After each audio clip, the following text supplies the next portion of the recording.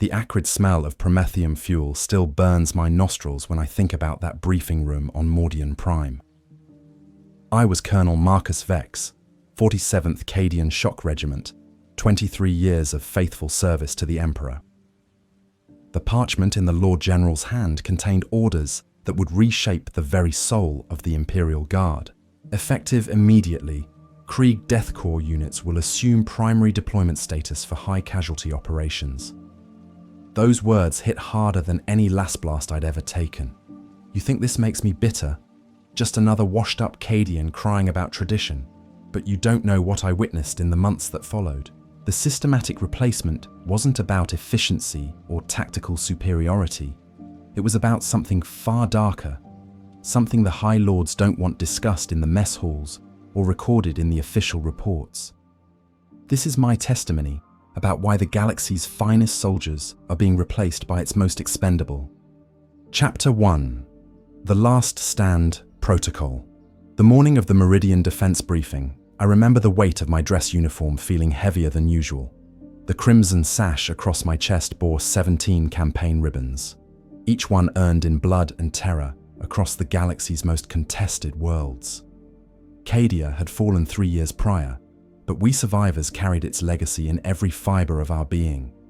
We were the Cadian way made manifest, disciplined, adaptable, unbreakable in spirit, if not in flesh. The briefing amphitheater on Mordian Prime could hold 3,000 officers. That morning, barely 800 filled the seats. Most wore the purple and gold of Mordian Iron Guard, with scattered representatives from Talon Desert Raiders and Vostroyan Firstborn.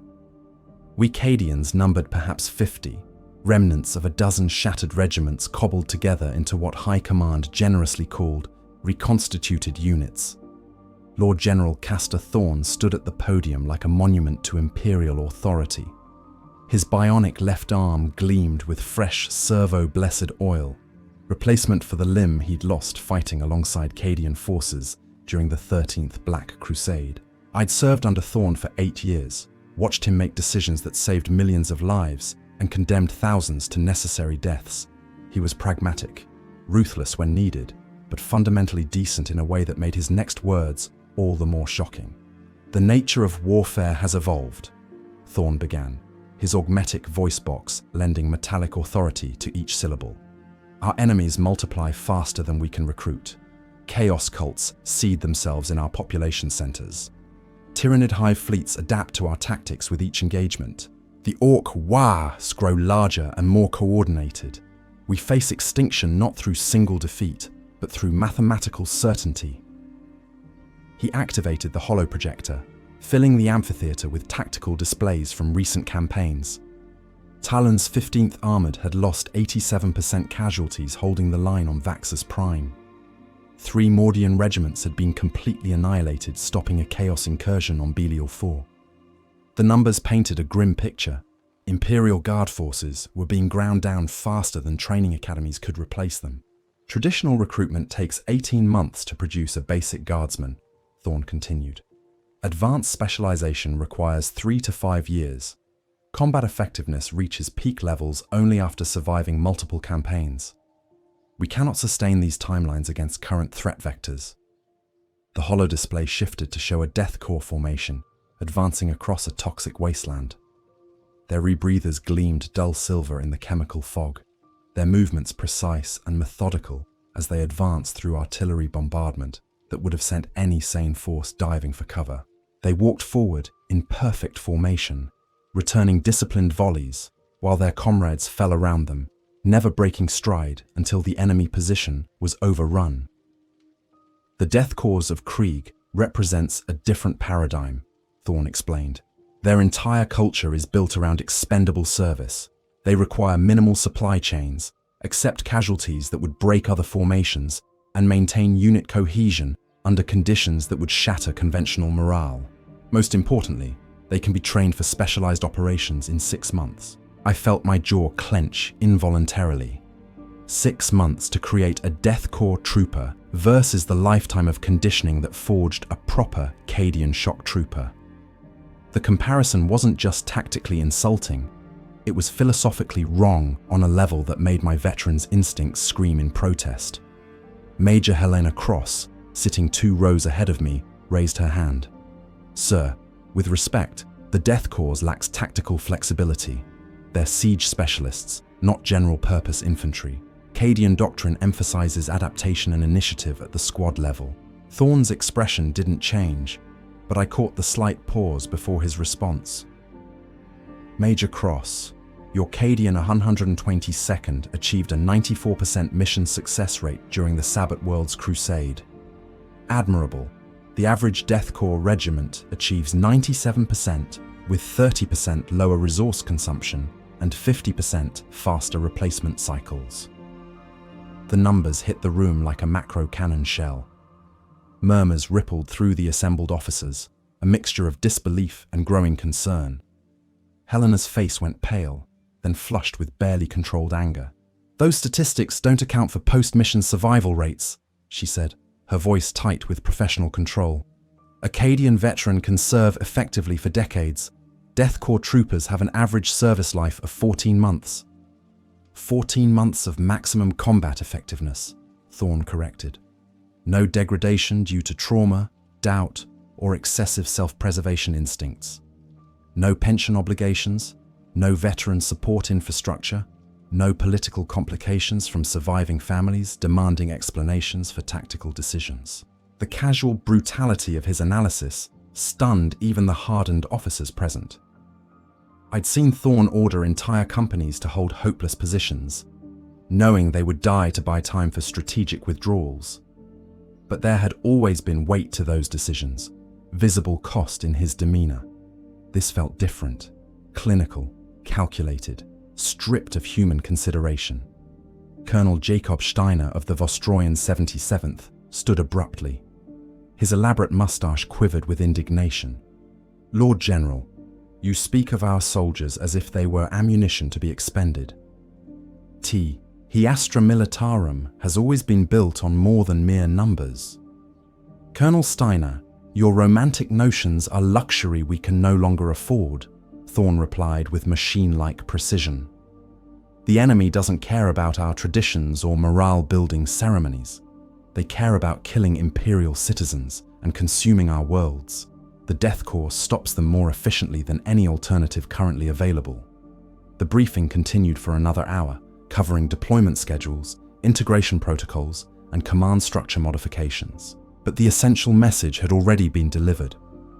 Traditional guard regiments would be gradually phased out of frontline combat roles, relegated to garrison duties and rear echelon support. The Death Korps would inherit the galaxy's bloodiest battlefields. As we filed out of the amphitheater, I caught fragments of heated conversations. Mordian officers questioned the wisdom of abandoning proven combined arms doctrine. Talon tankers worried about coordinating with infantry that communicated primarily through hand signals.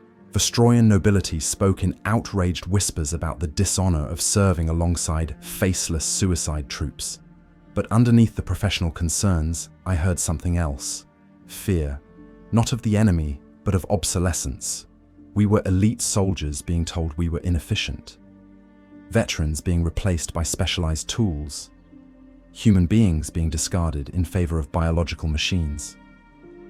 That evening, I sat in my quarters reviewing after-action reports from recent Krieg deployments. The tactical summaries read like fever dreams of sustained horror. Entire companies advancing through chemical bombardments that would have required weeks of preparation for conventional forces. Assault teams maintaining forward momentum despite 70% casualties. Defensive positions held until ammunition was completely exhausted, then held further with bayonets and entrenching tools. The Death Korps achieved impossible results through methods that violated every principle of soldier welfare and unit preservation that had guided Imperial doctrine for millennia. They succeeded because they had been conditioned to view death as victory, suffering as duty, and individual survival as irrelevant to mission completion. What terrified me wasn't their effectiveness, it was the realization that High Command was right. In a galaxy where humanity faced extinction on multiple fronts simultaneously, the Death Korps represented a more sustainable model of warfare. They could be produced faster, deployed more recklessly, and replaced more easily than traditional guard formations. The implications reached far beyond military efficiency. If the Imperium adopted Krieg's philosophy wholesale, what would become of the human spirit that made our civilization worth defending? How long before all guard regiments became variations on the Death Korps theme, expendable automatons bred for specific tactical roles? I closed the reports and poured myself a glass of Amasec, staring out at Mordian Prime's industrial sprawl. Somewhere in those factories, Death Korps trainers were already establishing recruitment centers. Within a year, the first locally raised Mordian Death volunteers would begin deploying to combat zones. The process had begun, and I suspected it was already too late to stop. Chapter 2. Cultural Extinction Event. 3 weeks after the briefing, I received orders to observe Death Korps integration exercises on Validus 7th. The planet served as a training ground for combined arms operations, its varied terrain offering everything from urban warfare scenarios to desert tank battles. I'd been there twice before, both times impressed by the professionalism of the facility's staff and the quality of their simulations. This visit felt different from the moment I stepped off the transport. The usual bustle of diverse guard units had been replaced by an eerie uniformity.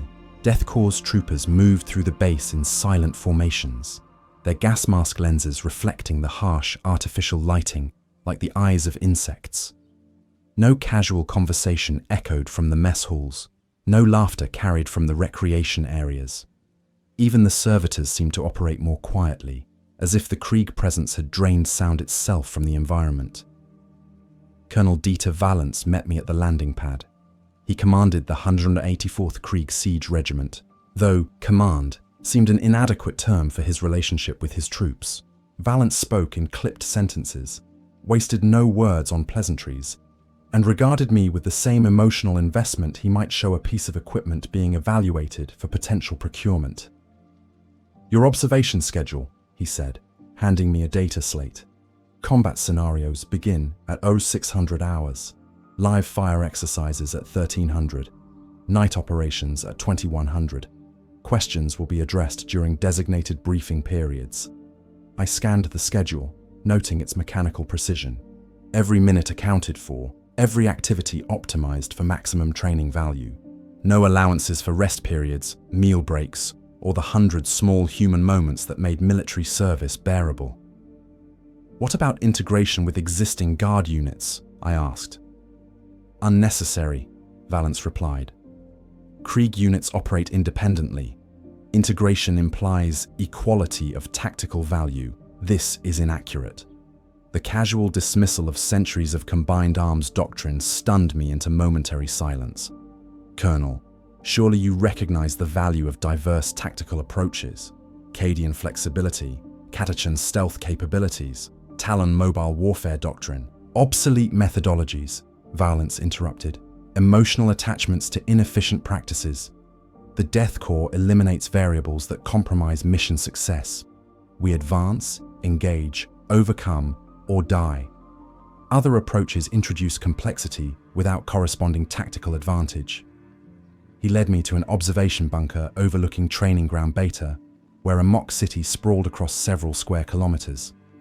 The urban environment replicated a typical hive city district, complete with manufacturing complexes, hab blocks, and transportation networks. I'd seen hundreds of units train in similar facilities, but never with the mechanical precision displayed by the Death Korps formations moving through the streets below. Company-strength elements advanced through the urban maze like clockwork mechanisms. Squads communicated through pre-arranged hand signals, their movements choreographed to achieve specific tactical objectives with minimal deviation. When simulated casualties occurred, indicated by red training lasers, the affected troopers simply stopped moving. No medical evacuation, no tactical adaptation to account for reduced numbers. The remaining soldiers continued their advance as if nothing had happened. Impressive discipline, I admitted, though something about the display made my skin crawl. How do they maintain unit cohesion after taking heavy casualties? "Individual identity is irrelevant," Valance explained, with the same tone he might use to discuss ammunition specifications. Each trooper is trained to perform multiple battlefield roles. Loss of personnel does not degrade unit capability until numbers fall below minimum effective threshold. At that point, remaining personnel merge with adjacent units according to predetermined protocols. I watched a squad of Death Korps troopers navigate a booby-trapped building. When the point man triggered an explosive device, a training charge that would have left a normal soldier writhing in simulated agony, he simply fell forward and lay still. The second man stepped over the body without pause and continued advancing.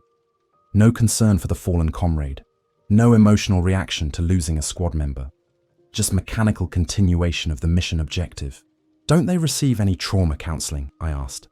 Combat stress management, unit bonding exercises. Valence turned his gas mask lenses toward me with what might have been confusion. Trauma implies psychological investment in survival outcomes. Stress suggests concern for personal welfare over mission completion. Bonding creates emotional dependencies that compromise tactical efficiency. These factors are eliminated during conditioning. The word conditioning sent a chill down my spine. In traditional guard training, we spoke of discipline, esprit de corps, and military bearing. We built soldiers who could function effectively under extreme stress while retaining their essential humanity. The Death Korps had achieved something else entirely. They had created human weapons that happened to be housed in biological bodies. How do you maintain morale during extended campaigns? I pressed. Morale is a function of hope for survival and belief in mission value, Valence replied. Death Korps personnel understand that survival is unlikely and mission completion is the only relevant objective. This eliminates morale as a variable requiring management. I spent the rest of the day observing various training exercises, each one demonstrating the same ruthless efficiency. Artillery bombardment simulations, where Death Korps troops maintained formation while hypothetical high-explosive shells rained down around them. Chemical warfare scenarios where they advanced through toxic clouds that would require full environmental suits for normal humans.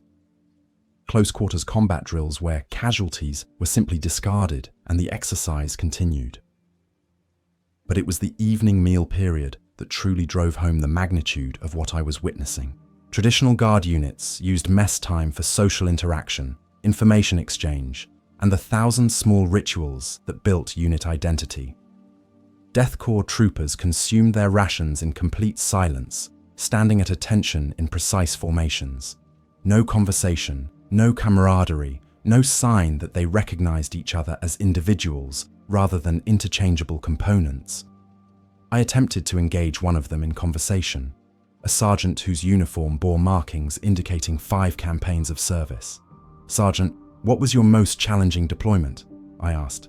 He stared at me through his gas mask lenses for a long moment before responding. "Information not relevant to current training objectives, sir."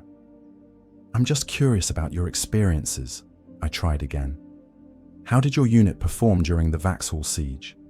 Unit performance met established parameters. Mission objectives achieved within projected timeframes. Casualty rates remained within acceptable limits. It was like trying to have a conversation with a cogitator. Every response was technically accurate, but devoid of any human element. No pride in accomplishment, no concern for fallen comrades, no personal investment in the outcomes he'd helped achieve. He was a perfectly efficient military machine wrapped in flesh and bone. That night, I contacted Major Cross via encrypted Vox channel. She was currently stationed on Hydra Caudatus, overseeing the integration of Death Korps reinforcements with her reconstituted Cadian regiment. Her report was even more disturbing than my own observations. "Marcus, it's not just their tactics," she said, her voice tight with barely controlled emotion. "They're changing the other units around them. My Cadians are starting to adopt Death Korps methods, not because they're ordered to, but because it's the only way to keep up. The Krieg advance regardless of casualties, so my troops have to match that pace or be left behind." "What about tactical coordination?" I asked. "There is none. The Death Korps doesn't coordinate. They execute predetermined plans with mechanical precision. If circumstances change, they don't adapt. They continue following their original orders until mission completion or total elimination." My veterans are starting to think that's normal, that flexibility and initiative are signs of weakness. Her words painted a picture that went far beyond simple military reorganization. The Death Korps wasn't just replacing traditional guard units. They were fundamentally altering the culture of Imperial military service.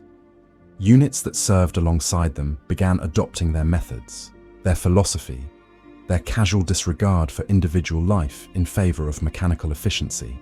"How are your troops handling it?" I asked. "3 of my sergeants have requested transfer to Krieg training programs," Helena replied, her voice hollow. "They say they want to become more effective soldiers. They're volunteering to have their personalities surgically removed and replaced with Krieg conditioning. I'm watching my veterans, men and women who survived Cadia's fall, choose to stop being human. The implications hit me like a bolt round to the chest. This wasn't just about military efficiency or tactical superiority. It was about the systematic elimination of everything that made Imperial Guard service a human endeavor rather than a mechanical process. The Death Korps represented more than just another regiment. They were the template for a new kind of warfare that had no place for individual initiative, emotional bonds, or personal survival instincts. I ended the conversation and sat in my quarters, staring at the tactical reports scattered across my desk. Every piece of data supported the same conclusion. Death Korps methodology was demonstrably superior for achieving military objectives in the current strategic environment.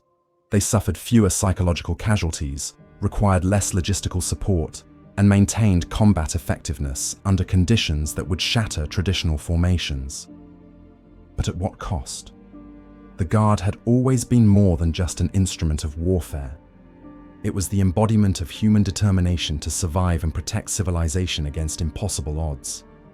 Strip away the human element, and what remained was just another tool of destruction, no different from the servitor armies that fought alongside us. I pulled up personnel files for the Death Korps officers I had observed that day. Their service records read like machine specifications rather than military careers. No commendations for valor, no disciplinary actions for misconduct, no personal details beyond tactical competency ratings. They had achieved perfect military efficiency by sacrificing everything that made them recognizably human. The most terrifying part was how seductive their success had become. Faced with an endless series of hopeless battles against overwhelming odds, the Imperium was choosing to abandon humanity in favor of mechanical effectiveness. And based on the casualty reports flowing across my desk, it was working. Chapter 3, The Meridian Test. 6 months later, I found myself aboard the transport ship Unflinching Duty, bound for the Meridian system where the first major test of the new deployment doctrine would unfold. Intelligence reports indicated that Scarjaw had established a significant Orc presence on Mordian Prime, building momentum for an assault that could threaten the entire sector. High Command had assembled a combined force to eliminate the greenskin threat before it reached critical mass, and for the first time in Imperial history, Death Korps units would comprise the primary assault element. The ship's troop decks told the story of military transformation in miniature. Traditional Guard units occupied roughly 30% of available space, their areas marked by the controlled chaos that characterized human military organization. Gear was stored with practical efficiency but personal touches, lucky charms, unit insignia, informal modifications, marked individual ownership and pride. Conversations flowed in a dozen dialects, creating the low murmur of human community that had accompanied Imperial forces across the galaxy for 10,000 years. The Death Korps sections existed in stark contrast. Their equipment was arranged with mathematical precision, every item positioned according to regulation specifications. No personal belongings, no unit decorations, no signs of individual personality marked their spaces. The troops themselves sat in perfect silence, their rebreather masks creating an atmosphere more suited to a mortuary than a military transport. "Colonel Vex," came a voice behind me. I turned to find Captain Lydia Voss, formerly of the Cadian 47th, and now serving as a liaison officer between traditional Guard elements and Death Korps formations. Her face had acquired new lines of strain since our last meeting, and her eyes held a haunted quality I'd seen in veterans of the worst campaigns. "Captain," I replied, noting how she glanced nervously toward the Death Korps section. How has integration been proceeding? It depends on your definition of integration, she said quietly. The Death Korps follows operational directives with absolute precision. They coordinate with other units when specifically ordered to do so.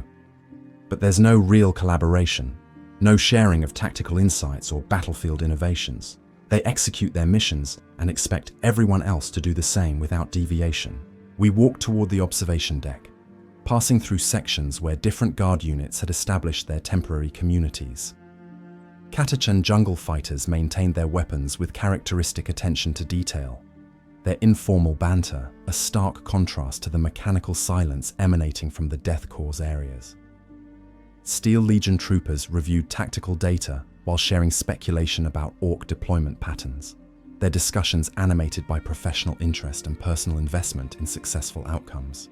What concerns me most, Voss continued as we reached a relatively quiet area, is how the other units are beginning to change. You can see it in the newer recruits especially.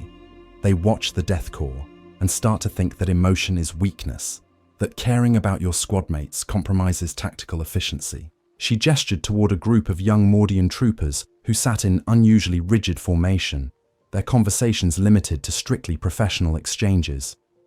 Those soldiers were trained in traditional Mordian doctrine 6 months ago. They believed in honor, unit pride, and individual excellence. Now they're trying to emulate Death Korps behavioral patterns because they've been told it's more tactically optimal. I observed the young Mordians for several minutes, noting how they had adopted the mechanical posture and communication patterns characteristic of Death Korps formations. They weren't performing some conscious mimicry. They genuinely believed they were becoming better soldiers by suppressing their emotional responses and personal connections. How are the veterans responding? I asked. Badly, Voss admitted. Sergeant Major Harrison, 22 years with the Mordian Iron Guard, requested transfer to rear echelon duties rather than serve in another joint operation. He said he couldn't watch his soldiers turn into machines without compromising his own sanity. The transport shuddered slightly as it entered the outer edge of the Meridian system, beginning its approach toward the staging area on Meridian Secundus. Through the observation ports, I could see the familiar sight of an Imperial fleet deployment, cruisers and escorts arranged in defensive formations, while transport vessels moved troops and supplies toward the combat zone. Captain Voss and I made our way to the main briefing amphitheater, where Colonel Thorne Rex would deliver final operational orders to all unit commanders. The space buzzed with the controlled energy of professional soldiers preparing for combat, though I noted the artificial quality that had crept into interactions between traditional Guard and Death Korps personnel. Colonel Rex took the podium with characteristic Cadian efficiency, his augmetic leg clicking against the metal floor with each step. I'd served under Rex during the Sabbath World's Crusade, where his tactical brilliance and personal courage had earned him recognition as one of the finest Guard commanders of his generation. Seeing him now, I detected subtle changes in his bearing, a mechanical precision that hadn't been present before his exposure to Death Korps doctrine. "Gentlemen, the enemy situation is as follows," Rex began, activating the tactical display. "Wah! Scarjaw has established 3 major strongholds on Meridian Prime, with an estimated total force of 2 million orcs supported by significant mechanical and armored assets. Their defensive positions exploit natural terrain features and demonstrate uncharacteristic coordination for greenskin forces." The holographic display revealed a nightmare scenario. Layered defensive networks protected by extensive minefields and interlocking fields of fire. Traditional Imperial doctrine would require months of preparation, careful reconnaissance, and systematic reduction of enemy positions through combined artillery and armor support. "Our assault will commence in 72 hours, Rex continued. Death Korps elements will conduct frontal assaults on all 3 strongholds simultaneously, supported by traditional Guard units in secondary roles. Expected casualty rates for the Death Korps range from 60 to 80% across all formations. This is considered acceptable for mission completion." The casual announcement of such massive casualties sent a ripple of shock through the traditional Guard officers present. Major General Harrison of the Steel Legion stood immediately. "Colonel, those casualty projections would represent the complete destruction of the attacking force. Surely alternative approaches." "General Harrison," Rex interrupted with mechanical precision. Alternative approaches require additional time and resources that current strategic priorities cannot accommodate. Death Korps formations are specifically designed for high-casualty operations. Their tactical doctrine assumes total personnel loss as an acceptable outcome provided objectives are achieved. I felt a chill run down my spine as Rex delivered his explanation with the same emotional investment he might show discussing ammunition expenditure. This was a man who had once wept openly at memorial services for fallen soldiers, who had personally written letters to the families of every casualty in his command. Now, he was discussing the deliberate sacrifice of entire regiments as if it were a routine logistical calculation. The briefing continued with technical details about artillery support, supply line management, and casualty evacuation procedures. But the essential message had already been delivered. Imperial doctrine had fundamentally changed from preserving human life while achieving objectives to achieving objectives regardless of human cost. Colonel Dieter Valance of the 184th Krieg Siege Regiment spoke only once during the entire briefing. When asked about coordination with supporting units, he simply stated, "Death Korps forces will advance according to predetermined schedules. Other elements should maintain position until Krieg objectives are secured." No discussion of mutual support, tactical flexibility, or adaptive responses to changing battlefield conditions. As we dispersed to final preparations, I caught fragments of conversation that revealed the growing divide within Imperial forces. Traditional officers expressed concerns about the human cost and tactical inflexibility of the planned assault. Death Korps commanders discussed logistical requirements for body disposal and equipment recovery from expected casualties. The two groups were literally speaking different languages, one focused on preserving soldiers while accomplishing missions, the other treating personnel as expendable resources to be consumed in pursuit of objectives. That evening, I visited the medical bay, where Chief Medicae Sarah Chen was preparing for the coming operation. Chen had served with Guard forces for 15 years, treating everything from combat trauma to exotic alien diseases. Her expression reflected the professional competence I'd always associated with Imperial medical personnel, but underneath lay a deep unease that made her hands shake slightly as she organized surgical instruments. "Colonel," she said, without looking up from her preparations, "I've been reviewing Death Korps medical protocols. They don't include provision for combat trauma treatment, psychological support, or long-term rehabilitation. Their casualties are sorted into two categories: immediately recoverable for return to combat, or to be processed for biomass reclamation." The clinical terminology couldn't disguise the horror of what she was describing. What about soldiers who survive but require extended medical care? The protocols classify such cases as tactically non-viable and recommend termination to preserve medical resources for personnel who can return to combat effectiveness within 72 hours. Chen finally looked up, her eyes reflecting the same haunted quality I'd seen in Captain Voss. "They're asking me to implement triage procedures that treat our own soldiers as disposable equipment." I spent several more hours moving through the ship, observing preparations and listening to conversations that revealed the scope of transformation occurring within Imperial military culture. Young officers spoke enthusiastically about efficiency optimization and resource management, using terminology that reduced human soldiers to statistical variables. Veterans expressed growing unease about tactical doctrines that seemed designed to maximize casualties rather than minimize them.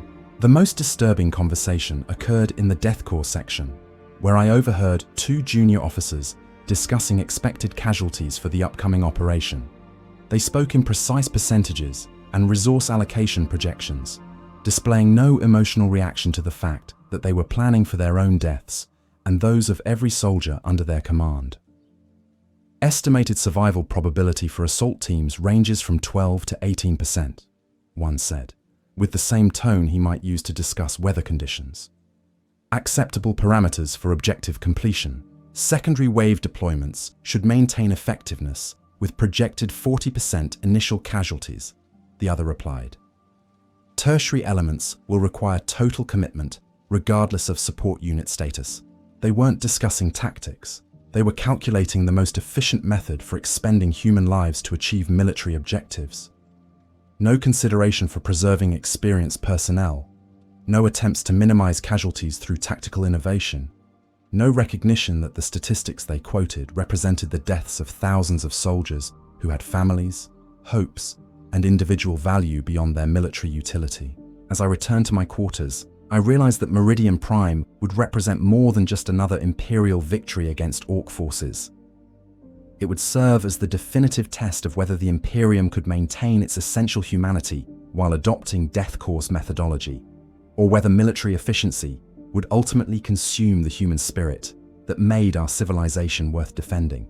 The transport continued its approach toward the combat zone, carrying us toward a battle that would determine not just tactical outcomes, but the future soul of the Imperial Guard itself. And based on what I'd observed during the voyage, I feared we were already too far down the path toward mechanical efficiency to find our way back to recognizably human warfare. Chapter 4: Blood and Mathematics. The morning of the assault on Mordian Prime dawned grey and bitter, the planet's industrial atmosphere filtering sunlight into a sickly amber glow that cast everything in hues of old blood.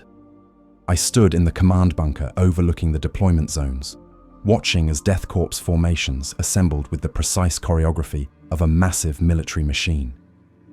12 regiments, nearly 40,000 soldiers, arranged themselves in assault formations that stretched across the blasted wasteland, like geometric patterns carved into flesh and steel. Colonel Rex moved through the command center with mechanical efficiency, issuing orders through Vox networks that connected him to every element of the attacking force.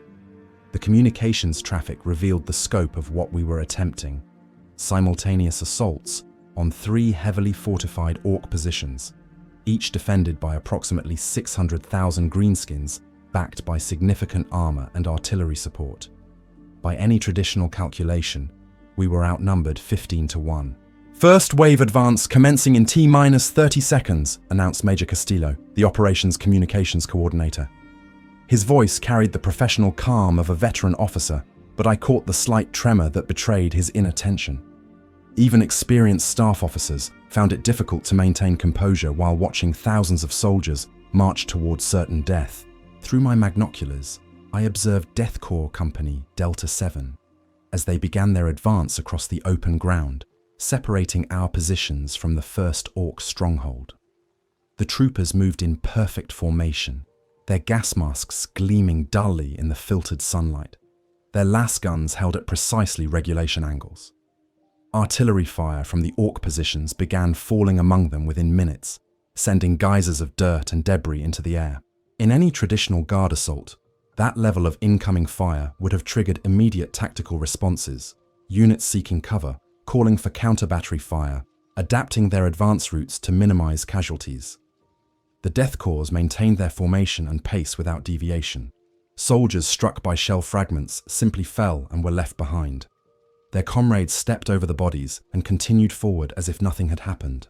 "Delta 7 reporting 30% casualties," came the emotionless voice of Captain Brenner over the Vox network. "Maintaining advance schedule. No tactical modification required." I lowered my magnoculars and stared at Rex, waiting for some sign of human reaction to the casual announcement of such massive losses. His expression remained fixed on the tactical display, monitoring unit positions and advance rates with the same attention he might give to reviewing supply requisitions. "Sir," ventured Lieutenant Hoffman, a young Cadian officer serving as an observer, "shouldn't we provide additional fire support to reduce casualties?" Rex didn't look up from his display. Additional fire support would delay the assault schedule. Death Korps doctrine prioritizes temporal objectives over casualty minimization. Current loss rates remain within acceptable parameters. The clinical language couldn't disguise what we were witnessing: the deliberate sacrifice of thousands of soldiers to achieve objectives that could potentially be accomplished through alternative methods. Traditional Guard doctrine emphasized preserving human life while accomplishing missions. Death Korps methodology treated human life as ammunition to be expended for tactical advantage. Second wave initiating assault on Stronghold Beta, Major Castillo announced. third wave deployment to commence in 15 minutes. The tactical display revealed the scope of our simultaneous operations. 3 separate Death Korps formations advanced against heavily defended Orc positions, while traditional Guard units remained in reserve positions, waiting for orders that never seemed to come. We were observers at our own military revolution, watching as thousands of years of Imperial tactical doctrine was replaced by a philosophy that reduced warfare to mathematical equations balanced with human lives. Company Delta 7 reached the outer defensive perimeter of Stronghold Alpha after 47 minutes of continuous advance through artillery bombardment, small arms fire, and improvised explosive devices. Their strength had been reduced to approximately 30% of original numbers. But the surviving troopers maintained perfect formation as they began their assault on the Orc trenches. What followed defied every principle of tactical sense that I'd learned during 23 years of Imperial service. Rather than seeking covered positions, consolidating for coordinated attacks, or calling for specialized support, the Death Korps troopers simply climbed out of their approach trenches and walked directly toward the Orc positions. They maintained dress lines as if they were on parade, returning disciplined volleys while Orc bullets and shell fragments cut through their ranks. "This is insane," whispered Captain Voss, standing beside me at the observation post. "They're committing suicide." "No," I replied, my voice hollow with growing understanding. "They're committing mathematics. They know exactly how many casualties are required to overwhelm the Orc defensive positions. They're just paying the calculated price." The Death Korps assault on Stronghold Alpha continued for 3 hours and 17 minutes. I watched through my magnoculars as wave after wave of troopers advanced across ground that became increasingly carpeted with their own dead. They made no attempts to preserve lives, seek tactical advantages, or minimize casualties. They simply maintained forward momentum until the Orc positions were overrun through sheer mechanical persistence. When the stronghold finally fell, fewer than 2,000 Death Korps soldiers remained from the 8,000 who had begun the assault. But the objective had been achieved within projected timeframes, and the surviving troopers immediately began preparing defensive positions as if the 75% casualty rate was an entirely normal outcome. "Stronghold Alpha secured," Captain Brenner reported over the Vox, his voice maintaining the same emotionless tone he'd used throughout the operation. "Consolidating remaining personnel for secondary objectives. Request immediate reinforcement deployment." Rex acknowledged the report and immediately ordered the 15th Death Korps Reserve Regiment to advance towards Stronghold Alpha. Another 8,000 soldiers began their march across the corpse-littered battlefield, stepping over the bodies of their predecessors without pause or apparent emotion. "Colonel," I said, unable to maintain professional silence any longer, "we've achieved the objective, but at catastrophic cost. Surely we should consolidate our positions before committing additional forces." Rex turned his mechanical gaze toward me, his augmetic eye whirring as it focused. "Colonel Vex, you persist in applying obsolete tactical frameworks to current operational realities. The Death Korps has eliminated primary resistance at Stronghold Alpha with acceptable resource expenditure. Continuing the advance maintains operational momentum and prevents enemy reorganization." "Acceptable resource expenditure," I repeated, my voice rising despite my efforts to maintain professional composure. "We've lost 75% of an entire regiment in a single assault. We have achieved a critical tactical objective ahead of schedule and below projected casualty estimates," Rex corrected with mechanical precision. Death Korps planning parameters anticipated 80% losses for Stronghold Alpha. Current outcomes represent improved efficiency. The horrifying logic was undeniable. From a purely mathematical perspective, the assault had succeeded beyond expectations. The Orc position had been neutralized, our losses were below projected levels, and we maintained operational initiative for continued advances. But the human cost, 6,000 dead soldiers whose bodies now served as landmarks across the battlefield, was being treated as a positive outcome rather than a tragedy requiring justification.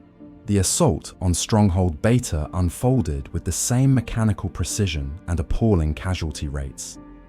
Death Korps formations advanced through defensive fire that would have stopped any rational military force. accepting losses that destroyed unit cohesion in traditional terms, while maintaining forward momentum through pure disciplinary conditioning.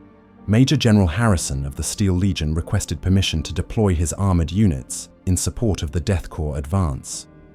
Rex denied the request without explanation, though I suspected his reasoning reflected Death Korps' doctrine that treated combined arms coordination as an unnecessary complication to predetermined assault plans. "Sir," Harrison pressed over the Vox network, "my Lehman Russ squadrons could provide significant fire support. We could reduce casualties and accelerate the advance." "General Harrison, Death Korps' methodology requires minimal external support," Rex replied with mechanical authority. "Additional coordination introduces variables that compromise tactical precision. Your units will maintain current positions pending further orders." I watched Harrison's face through the command bunker's tactical display, seeing the mixture of frustration and growing horror that characterized most traditional officers' reactions to Death Korps operations. He commanded one of the finest armored formations in the Imperial Guard, but his expertise and resources were being deliberately ignored in favor of inefficient frontal assaults that achieved objectives through brute force rather than tactical skill. By late afternoon, all 3 Orc strongholds had fallen to Death Korps assaults.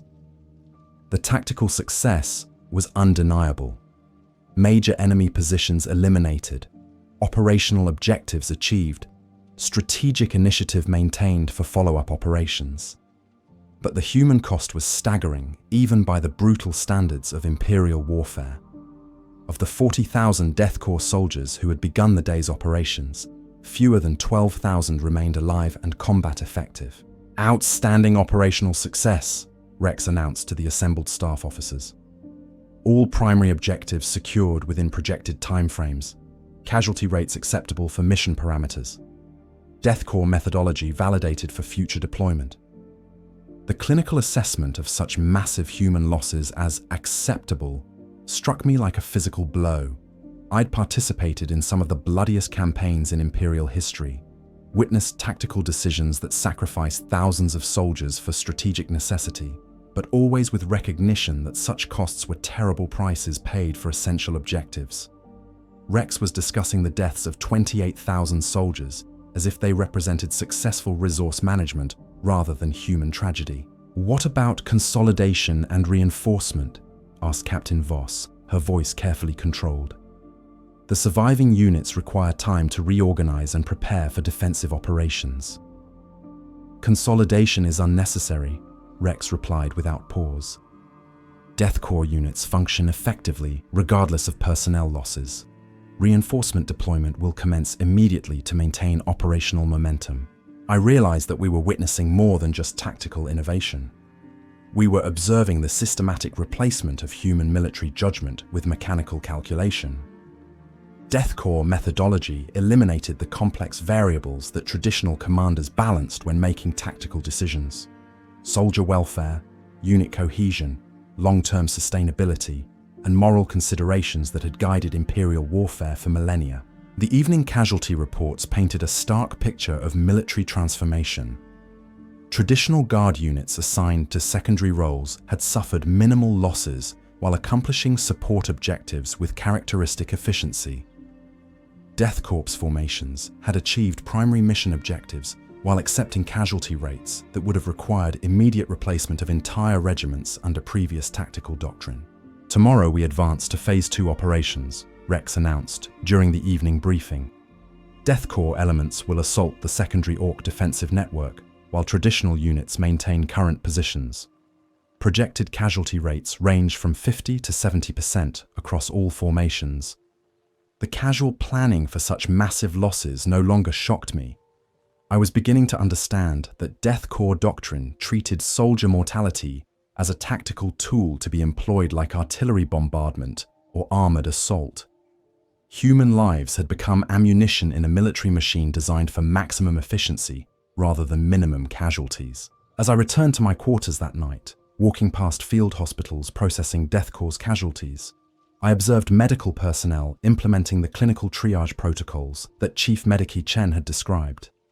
Wounded soldiers who couldn't return to combat within 72 hours were being classified as tactically non-viable and processed accordingly. The victory at Mordian Prime would undoubtedly be celebrated throughout the Imperium as validation of new tactical doctrines and military efficiency improvements. But I suspected that we had achieved our success by sacrificing something far more valuable than the lives lost in battle. We had abandoned our commitment to preserving human dignity while defending human civilization. Chapter 5. The Cadian Exodus. 3 months after Mordian Prime, I received orders to report to Segmentum Command on Bacca for reassignment processing. The euphemistic language couldn't disguise the reality. Traditional guard regiments were being systematically disbanded, their veterans reassigned to training roles or rear echelon duties, while Death Korps formations assumed primary combat responsibilities across multiple theatres of operation. The transport journey to Bacca provided my first opportunity to witness the scope of military reorganization occurring throughout Imperial space. Every vessel in the convoy carried human cargo reflecting the same transformation. Death Korps cadre personnel traveling to establish new training facilities, traditional guard officers reporting for doctrinal realignment, and civilian administrators charged with implementing resource reallocation protocols. The ship's manifest told a story of institutional extinction disguised as efficiency optimization. The 47th Cadian Shock Regiment, my regiment, officially existed only as a training cadre responsible for tactical expertise transfer to newly raised units. Our combat role, our regimental traditions, our identity as soldiers had been reduced to administrative functions supporting the creation of more Death Korps formations. Major Helena Cross met me at the Bacca orbital station, her appearance reflecting the psychological toll of the previous months. Her uniform bore the insignia of the Imperial Training Command rather than the Cadian regimental badges that had defined her military identity for 15 years. When she saluted, the gesture seemed hollow, mechanical, eerily reminiscent of Death Korps' behavioral patterns. "Marcus," she said, her voice carrying exhaustion that went beyond physical fatigue. "Welcome to the future of Imperial military service. How do you like the new paradigm?" We made our way through the station's corridors, passing groups of personnel that illustrated the ongoing transformation. Death Korps trainers moved with characteristic mechanical precision, their movements coordinated according to predetermined schedules. Traditional officers walked with the cautious uncertainty of people navigating an unfamiliar environment where their experience and expertise were no longer valued. "What exactly are we supposed to be training?" I asked as we entered a transport capsule heading for the planetary surface. "Officially, we're providing tactical consultation for newly raised guard regiments," Helena replied with bitter irony. "Unofficially, we're teaching traditional officers how to think like Death Korps commanders. Initiative is discouraged, emotional attachment to personnel is classified as tactical weakness, and casualty minimization is considered an outdated concept." The transport descended through Bacca's industrial atmosphere toward the massive training complex that had once served as a combined arms warfare school for elite guard formations. Now it functioned as a conversion facility where traditional military doctrine was systematically replaced with Death Korps methodology. The facility's layout had been modified to reflect new training priorities. Gone were the recreational areas, unit social spaces, and informal gathering points that had fostered the human connections essential to military morale. Everything had been restructured around functional efficiency, dormitories arranged for maximum space utilization, mess halls designed for rapid feeding rather than social interaction, and training areas optimized for repetitive drill rather than tactical innovation. Colonel Matthias Brennan, formerly of the Mordian Iron Guard and now serving as the facility's commandant, briefed us on our new responsibilities. His office was Spartan to the point of sterility, containing only the regulation furnishings and documentation required for administrative functions. No personal items, no unit mementos, no photographs, nothing that suggested individual identity or emotional investment in military service. "Your role here is to facilitate the transition of traditional officers to current tactical doctrine," Brennan explained with the mechanical precision that had become depressingly familiar. "Many personnel require significant adjustment to accept optimal resource allocation methodologies and casualty parameters." I studied Brennan's face. looking for signs of the passionate advocate for military excellence I'd known during our previous service together. His expression was carefully controlled, his speech patterns measured and clinical. Either he had genuinely embraced Death Korps philosophy, or he had learned to suppress his human reactions so completely that the distinction no longer mattered. "What specific adjustments are we supposed to facilitate?" Helena asked. "Traditional officers must learn to prioritize mission completion over personnel preservation," Brennan replied without hesitation. "They must accept that individual soldier welfare is secondary to operational efficiency. They must understand that emotional responses to casualties compromise tactical effectiveness." The casual description of systematic dehumanization sent a chill down my spine. We weren't being asked to teach military tactics or strategic planning. We were being ordered to strip the humanity from fellow officers and replace it with mechanical calculation. "Sir," I said carefully, "traditional guard doctrine has always emphasized accomplishing missions while preserving personnel when possible. Are we abandoning that principle entirely?" Brennan's augmetic eye whirred as it focused on me with mechanical precision. "Colonel Vex, personnel preservation is a luxury resource allocation that current strategic realities cannot support. The enemy multiplies faster than traditional recruitment can replace our losses. Death Korps' methodology provides sustainable force regeneration through optimized training and deployment cycles." Sustainable force regeneration was bureaucratic terminology for industrial production of disposable soldiers. Rather than building military units that could serve effectively for years or decades, the new system created specialized tools designed for specific tactical applications and short service lives. That afternoon, I attended my first training session for traditional officers undergoing doctrinal realignment. The classroom held 23 Guard veterans, majors and colonels with decades of command experience, who were being instructed on new tactical principles by a Death Korps captain who couldn't have been older than 25. "Individual unit identity is a tactical liability," the instructor explained with mechanical authority. "Personal relationships between personnel create emotional dependencies that compromise mission effectiveness. Concern for subordinate welfare introduces variables that interfere with optimal tactical planning." Captain Sarah Morrison of the Talon Desert Raiders raised her hand. "Sir, unit cohesion and personal loyalty have been fundamental to Guard effectiveness for thousands of years. How do we maintain fighting spirit without those factors?" "Fighting spirit is an obsolete concept," the instructor replied without pause. "Death Korps personnel require only tactical competence and disciplinary conditioning. Emotional motivation introduces unpredictable variables that compromise operational reliability." I watched Morrison's face as she processed this response, seeing the mixture of shock and growing despair that characterized most traditional officers' reactions to Death Korps doctrine. She was being told that everything she'd learned about military leadership, the bonds between soldiers, the importance of morale, the value of individual initiative, was not just wrong but actively harmful to military effectiveness. The session continued with detailed analysis of casualty acceptance protocols, resource optimization strategies, and personnel replacement procedures.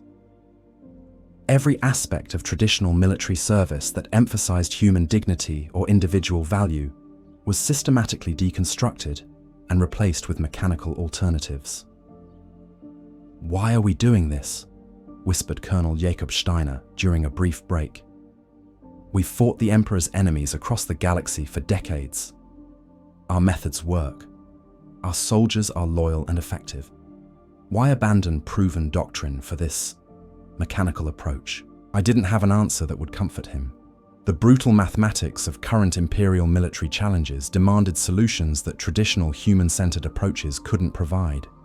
Death Korps methodology was demonstrably more efficient for achieving tactical objectives in the current strategic environment. But efficiency came at a price that went beyond simple casualty statistics. We were witnessing the systematic elimination of everything that made military service a human endeavor rather than an industrial process. The bonds between soldiers, the pride in unit heritage, the moral framework that made our sacrifices meaningful, all of it was being discarded in favor of mechanical optimization. That evening, I visited the facility's memorial garden, where monuments honored guard regiments that had served with distinction throughout Imperial history. The Cadian Gate, the Armageddon Steel Legion, the Catachan Jungle Fighters, names that had become synonymous with human courage and determination in the face of overwhelming odds. But the memorial felt like a graveyard now, not just for fallen soldiers, but for military traditions that were being systematically eliminated. Soon, these regiments would exist only as historical footnotes, replaced by numbered Death Korps formations that served the same tactical functions without the human elements that had once defined Imperial military service. Helena found me there an hour later, her expression reflecting the same sense of loss that had been growing in my chest since arriving at Baka. "I've been reviewing the deployment schedules," she said quietly.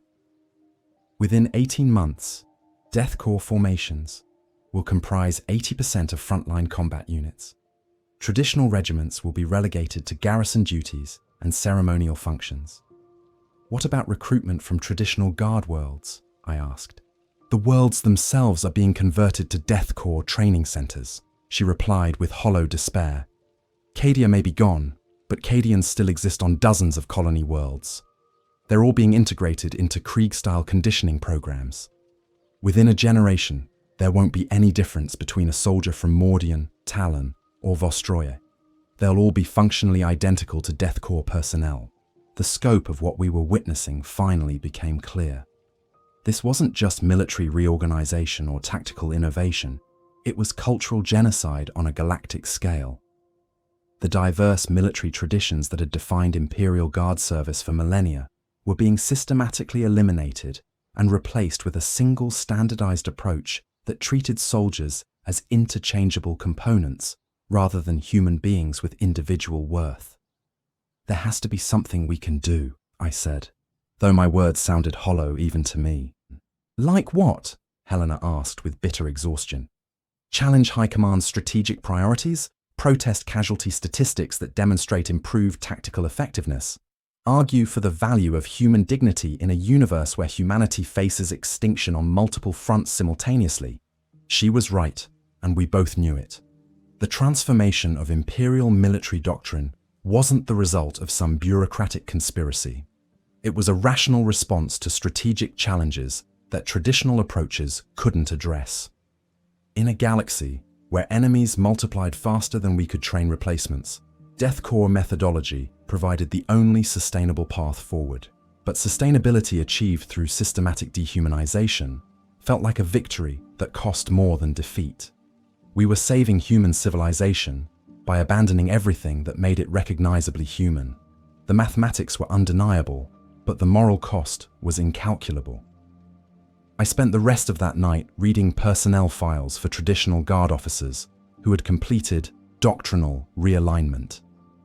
Their service records showed improved tactical efficiency ratings, reduced emotional instability indicators, and enhanced operational reliability markers. On paper, they had become better soldiers, but the personal notes in their files told a different story. Reports of increased social isolation, reduced unit bonding, and mechanical execution of duties without initiative or creative problem solving. They had gained tactical efficiency by sacrificing the human elements that made military service more than just organized violence.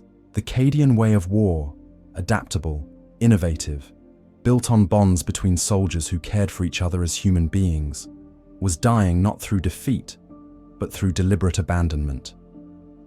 We were killing our own military soul to save our physical existence, and I wasn't sure which loss was more tragic.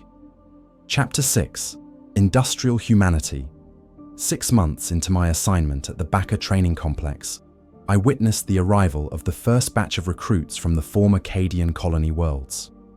These young men and women carried the genetic legacy of humanity's finest soldiers, but they were being processed according to Death Korps conditioning protocols rather than traditional Cadian training methods. Standing in the observation gallery overlooking Processing Center Delta, I watched as 300 18-year-olds were systematically stripped of everything that would have made them recognizably Cadian. No unit insignia, no regional dialects, no personal histories that might foster individual identity or emotional attachment to anything beyond their assigned tactical role. The processing supervisor, Technical Adept Zerion 7, managed the intake procedures with mechanical efficiency. His servo-skull assistants catalogued each recruit's physical specifications, genetic markers, and aptitude ratings before assigning them to specialized training tracks. The entire operation resembled a manufactorum production line more than a military induction ceremony. Recruit designation 7 Alpha 442 droned the servo-skull as it scanned a young woman who might have been someone's daughter, sister, or beloved companion in a previous life. Genetic markers indicate Cadian heritage. Physical specifications within acceptable parameters for standard infantry role. Psychological profile suggests minimal conditioning required for tactical optimization. The recruit, I refuse to think of her by the mechanical designation, stood perfectly still as the scanning procedure continued. Her eyes held traces of the sharp intelligence that had characterized Cadian soldiers for generations, but her expression was carefully blank. She had already learned that displaying personality or emotional responses would be classified as training deficiencies requiring corrective modification. This batch shows promising standardization, observed Colonel Brennan, joining me at the observation window.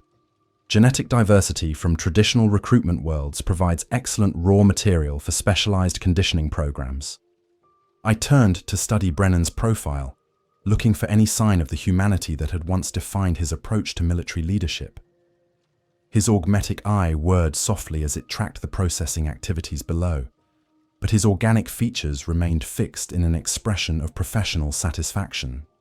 Either he had genuinely embraced the industrial approach to soldier creation, or his original personality had been so thoroughly suppressed that it no longer influenced his behavior. "Sir," I said carefully, "these recruits carry the bloodline of some of our finest military traditions. Shouldn't we preserve some connection to their heritage?" "Heritage represents emotional attachment to non-optimal tactical approaches," Brennan replied, without shifting his attention from the processing floor. "These individuals will serve more effectively once conditioning eliminates variables that compromise mission focus." Below us, the recruits were being divided into training cohorts, according to predetermined specifications. Physical builds suitable for heavy weapons specialization. Cognitive profiles optimized for technical operations. Psychological markers indicating aptitude for close quarters combat. Each human being was being reduced to a collection of useful characteristics rather than recognized as an individual with inherent worth. Processing efficiency has improved significantly since implementation of current protocols, Brennan continued with mechanical satisfaction. Traditional recruitment required weeks of evaluation and selection. Current methods complete full assessment and assignment in 17 hours. The pride in his voice made my skin crawl. We were discussing the systematic reduction of human beings to military components, and Brennan was celebrating the industrial efficiency of the process. The young woman designated 7 Alpha 442 was assigned to standard infantry training and marched away with her assigned cohort, her individual identity officially terminated. I spent the afternoon observing basic conditioning sessions, where traditional military training had been replaced with systematic personality modification. Recruits sat in silent formations, while audio-cognitive programming eliminated emotional responses, personal attachments, and individual initiative. The process was more thorough than traditional discipline. It was deliberate psychological reconstruction. Instructor Sergeant Hollis, formerly of the Mordian Iron Guard, and now a specialist in motivational optimization, explained the conditioning methodology to a group of visiting officials. His presentation was delivered with the same mechanical precision that characterized all Death Korps communications. Traditional military training attempted to build discipline while preserving individual personality, Hollis explained. Current protocols eliminate personality as a variable that compromises tactical reliability. Subjects retain technical competence and physical capabilities, while removing emotional dependencies that interfere with mission execution. The visiting officials, representatives from Forge worlds seeking to implement similar programs for their own PDF forces, took detailed notes while observing the conditioning sessions. They were witnessing the industrial production of human weapons, and their interest was purely professional. No concern for the moral implications, no recognition that each subject had been a complete human being before processing began. "What about psychological stability?" asked one of the Forge World representatives. "Traditional soldiers develop mental resilience through unit bonding and shared experiences. Psychological stability is irrelevant when emotional responses are eliminated," Hollis replied with mechanical authority. "Death Korps personnel require only functional competence for assigned roles. Mental resilience becomes unnecessary when subjects lack the emotional investment that creates psychological trauma." I watched the conditioning session continue, seeing young soldiers who might have become heroes of the traditional guard being systematically converted into biological machines. Their training focused on mechanical execution of predetermined tactics, rather than the adaptive thinking and innovative problem-solving that had made formations like the Cadian Shock Troops legendary throughout the Imperium. That evening, I reviewed psychological assessment reports from recently conditioned personnel. The clinical language couldn't disguise what was happening. Systematic elimination of everything that made military service a human endeavor, rather than an industrial process. "Subject demonstrates optimal compliance with tactical directives," read one typical report. "Emotional responses to casualty scenarios remain within acceptable parameters. Individual initiative indicators have been successfully reduced to minimal levels. Recommendation: approved for frontline deployment." The reports described successful conversion of human beings into military tools, but they also revealed the hidden costs of such transformation. Conditioned personnel showed reduced problem-solving capabilities, decreased tactical innovation, and mechanical execution of orders, even when circumstances clearly required adaptive responses. I brought these concerns to Colonel Brennan during our weekly evaluation meeting, hoping to find some remaining trace of his former humanitarian instincts. His office had been further modified since my arrival, removing the last personal touches that might have suggested individual identity or emotional investment in anything beyond administrative efficiency. "Sir," I said, presenting the assessment data, "conditioned personnel demonstrate significant limitations in tactical flexibility. Traditional training methods produce soldiers capable of adapting to changing battlefield conditions." Brennan reviewed the data with mechanical thoroughness, his augmetic eye processing the information with machine-like precision. "Colonel Vex, these reports indicate optimal standardization across all training cohorts. Tactical flexibility is a variable that introduces unpredictable outcomes. Current methodology produces reliable results through eliminated variables rather than adaptive responses. But sir, military history shows that initiative and adaptability are essential for—" "Military history represents obsolete paradigms," Brennan interrupted with mechanical authority. "Current strategic realities require industrial-scale force production rather than artisanal cultivation of individual excellence. Death Korps methodology provides sustainable solutions to contemporary tactical challenges." The conversation continued for another hour, but the essential positions never changed. Brennan had embraced the industrial approach to soldier creation because it provided quantifiable results and eliminated the complex variables that made traditional military leadership so challenging. I still believed that human elements, creativity, loyalty, personal initiative, were essential to effective military service. But my beliefs were being contradicted by tactical reports flowing in from combat zones throughout the galaxy. Death Korps formations continued to achieve objectives with mechanical reliability, while traditional guard units struggled to maintain effectiveness against increasingly sophisticated enemy forces.